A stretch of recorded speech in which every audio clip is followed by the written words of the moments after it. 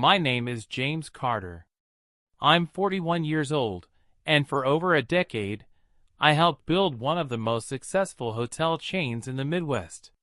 From cleaning carpets to handling investor meetings, I've done everything to make the Carter Legacy Hotels what they are today.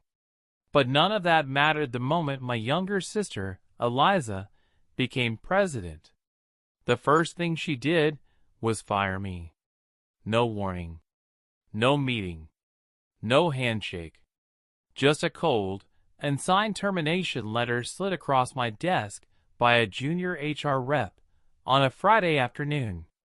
I remember staring at it, numb, while Eliza walked by my office without even looking at me. We'd built this company together. In fact, the very first hotel we opened, it was in my name.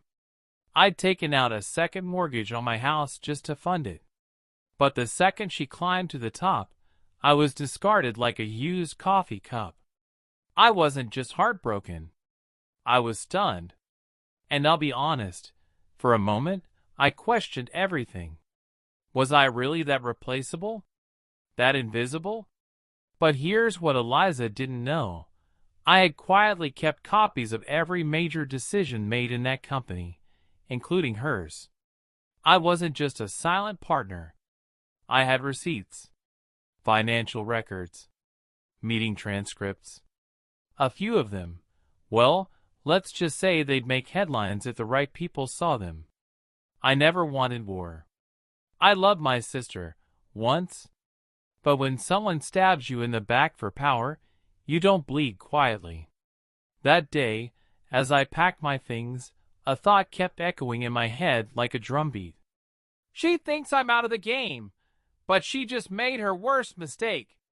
3 weeks later, I walked into the annual shareholder meeting with a file folder in one hand and something else in the other that made her freeze mid-sentence. The look on her face?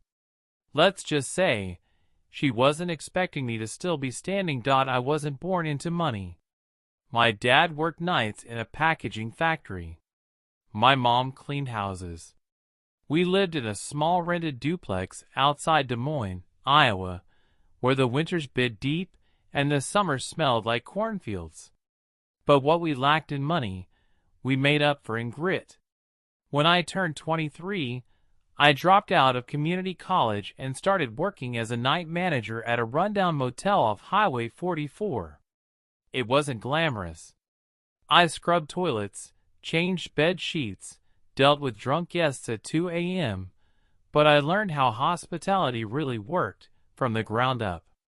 My sister Eliza was just 17 then, still in high school. Brilliant, confident, a little too sharp for her age. She'd sit at the front desk with me some evenings, doing homework while I handled check-ins. I used to buy her donuts from the gas station across the street. We were close, really close. She used to say, "Someday we're gonna own a hotel, James. And I'll be the boss, but you'll be the real genius behind it." Funny how dreams can twist. By the time I was 30, I'd saved every cent I could. Took out a second mortgage on my house, drained my 401k, and bought a foreclosed boutique hotel in Kansas City. It was a mess, moldy carpets, leaking pipes, zero bookings. Eliza had just graduated with a business degree. She said she wanted in, so I brought her in as a co-founder. No buy-in, no strings, just family. And together, we turned that wreck into a jewel. We rebranded, rebuilt, and relaunched. In under 3 years, we went from 1 struggling property to 5. By the 7th property, our hotels were featured in local magazines. Travel influencers started noticing us. Investors started calling. She handled the numbers. I handled the people. She was spreadsheets. I was staff rooms. It worked, at first. We shared everything. The stress, the success, the late-night strategy sessions over bad coffee and takeout. We'd laugh about how nobody believed in us. I even remember this one night, After we got our 10th property deal signed, she toasted me with a cheap bottle of wine and said, "You're the only reason this dream is real, James." But slowly, things changed. Eliza started dressing differently. More formal, more distant.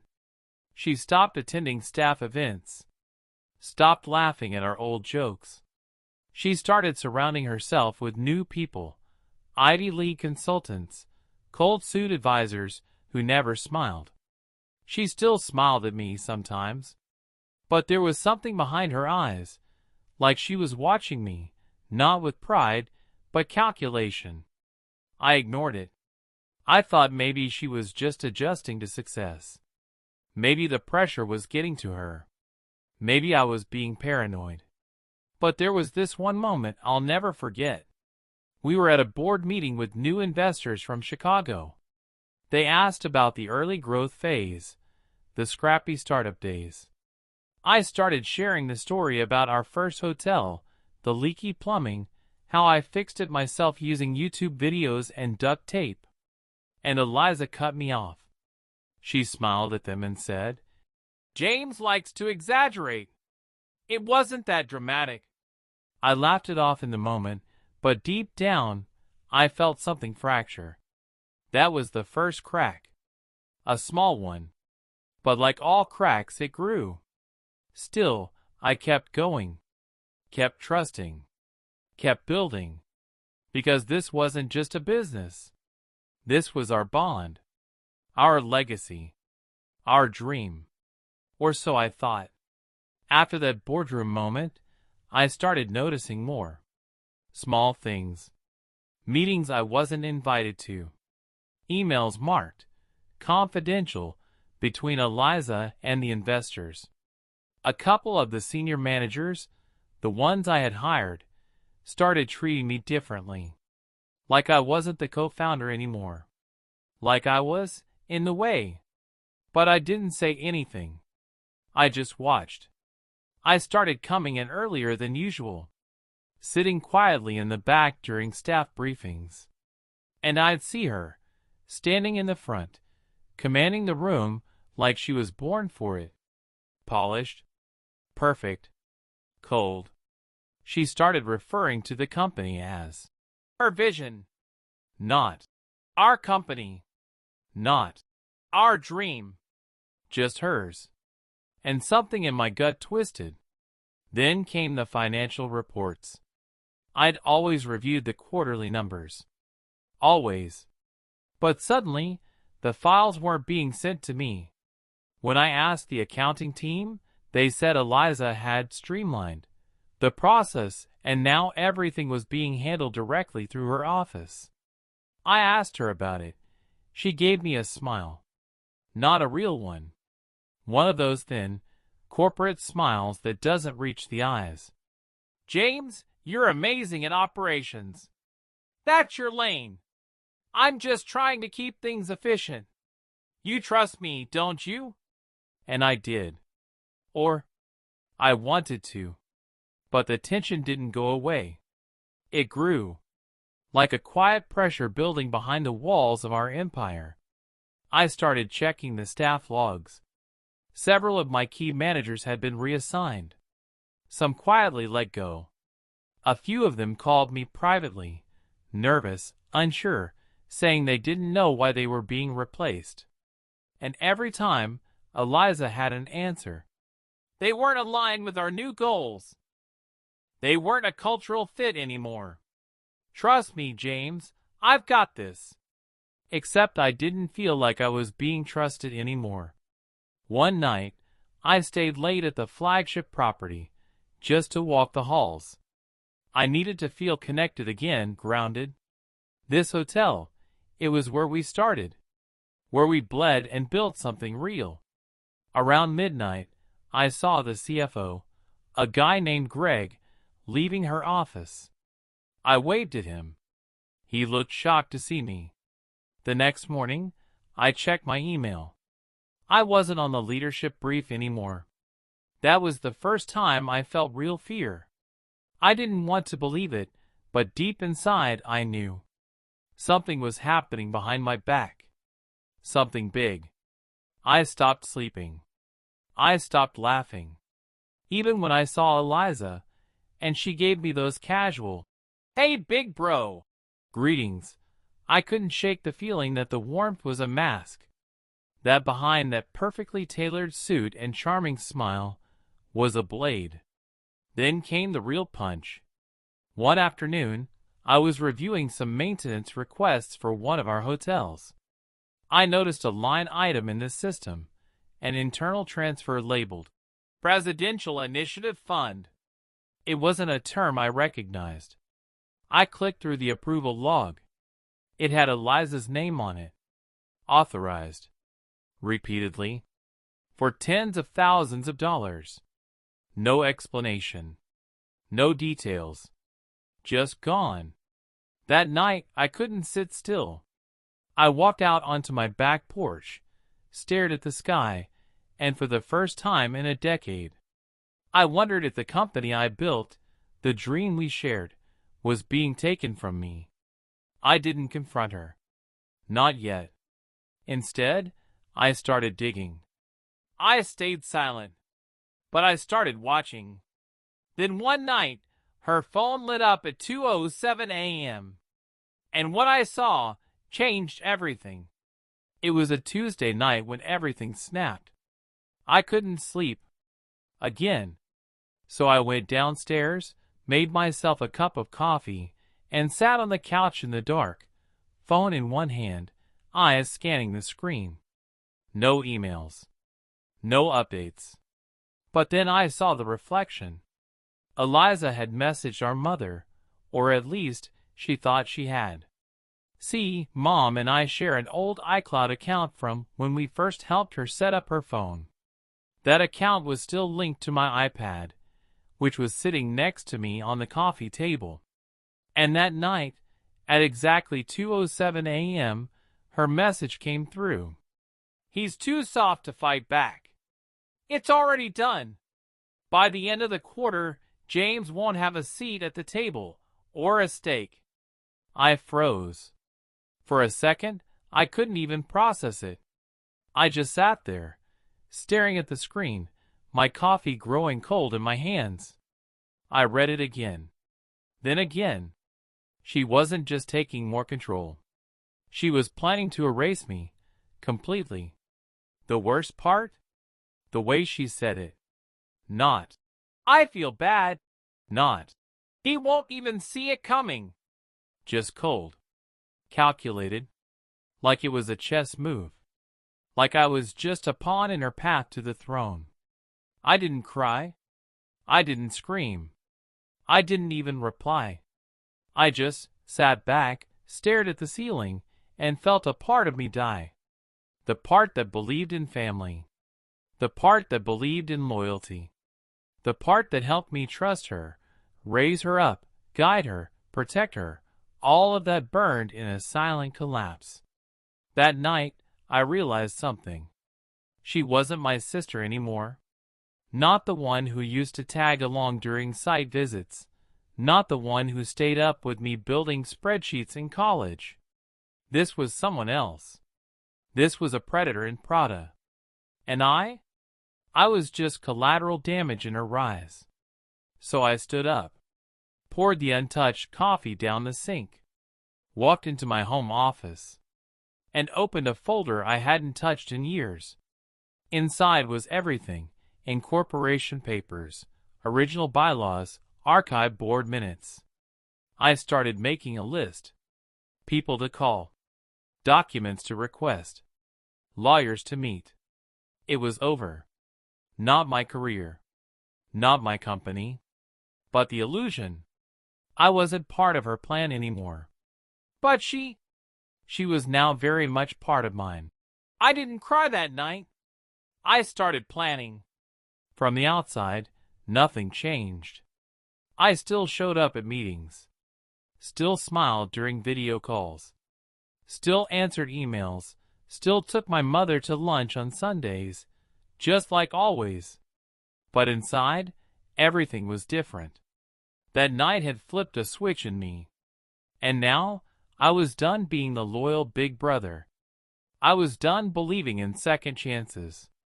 Now, I was going to take back what was mine. Quietly, legally, brutally. First, I hired a forensic accountant, not from our usual legal network, but through an old friend I'd once helped during a contract dispute. Discreet, loyal, and off the books. Within a week, he handed me a list of unusual expenditures in our company credit logs. Designer handbags, five-star hotel stays, a suspicious marketing consultancy with no website, but over $120,000 in payouts in the last 8 months. I knew what that meant. She wasn't just pushing me out. She was bleeding the company dry on her way up. Second, I reached out to Sandra, the former VP of operations who'd mysteriously resigned 3 months ago. Turns out, she hadn't resigned. She was pushed.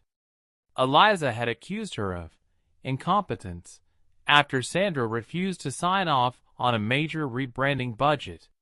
And Sandra? She had kept the emails. They were damning, full of manipulation, half-truths, and power plays. Eliza had weaponized her new title like a sword, and anyone who didn't bow was cut.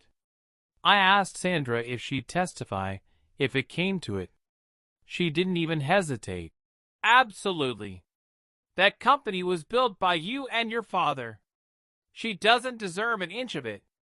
Third, I called in a favor from someone Eliza had forgotten, Mr. Hawthorne, one of the original investors from when we first expanded into resorts. He was 74 now, retired, but still sharp as a tack. When I showed him the financial reports, his face went cold. "This isn't just negligence," he said. "This is betrayal." He agreed to back me in a board vote, and more importantly, he brought 2 other founding investors with him. People Eliza hadn't spoken to in months. The walls were closing in. Meanwhile, I said nothing to Eliza. Not a word. I'd see her in meetings, listen as she made bold announcements, watch as she rolled out her vision. She'd glance at me now and then, curious, maybe a little suspicious, but I kept my face unreadable. Just another day. Just another board member. What she didn't know. I'd been quietly documenting every overreach, every violation, every shady deal she'd pushed through. I had timestamps. I had witnesses. I had audio. Yes, audio. Our HR director, Martha, who had been quietly pushed to the side by Eliza's new assistant, came to me one morning trembling. She had something. A recorded conversation between Eliza and her strategic consultant, where they discussed how to force the older partners out and convert the chain into a luxury-only model, cutting jobs in the process. "They don't matter," Eliza had said on tape. "We need their silence, then we move." It was over. I had everything I needed. Still, I waited. I wanted the moment to be perfect. I wanted her to feel untouchable. I wanted her to believe she won. And then I'd strike. I set the board meeting for the quarterly review. She thought it would be about numbers, about expansion. But I had a different agenda. I prepared the documents, labeled the files, had the lawyers prepped. Then I put on my best suit and smiled in the mirror, because today was war. And she didn't even know it had started. She thought I'd never fight back. But she forgot I've been trained to win wars without raising my voice. The day of the board meeting arrived faster than I expected. I walked into that glass conference room with a calm I didn't feel. Eliza was there, sitting confidently in the president's chair, the very one she'd pushed me out of. She looked at me with a mix of surprise and smug satisfaction, like she already won. I returned her look with a quiet smile. As the meeting began, Eliza launched into her usual speech, expansion plans, new resorts, rising profits. But when she finished, I stood up. "Before we discuss numbers, there's something everyone here needs to hear," I said. I pulled out a folder thick with documents. The room went silent. I began laying out the evidence, the financial discrepancies, the suspicious payouts, the emails Sandra shared, and the recorded conversations Martha provided. I played the audio clip. Her voice echoed in the room, cold, manipulative, ruthless. The courtroom went silent. I wanted to say in that moment, but this was a boardroom, and silence here was just as powerful. Faces around the table shifted, shock, disbelief, anger. Investors who once nodded in approval at Eliza's every word now stared at her with distrust. Mr. Hawthorne leaned forward, his eyes sharp. "This is a betrayal of everything we built," he said quietly. Eliza's confident mask began to crack. She tried to speak, to deny, but the evidence was overwhelming. The board voted, and within hours, Eliza was removed as president. She was escorted out, her empire crumbling with every step. I stayed calm through it all. No celebration, no gloating.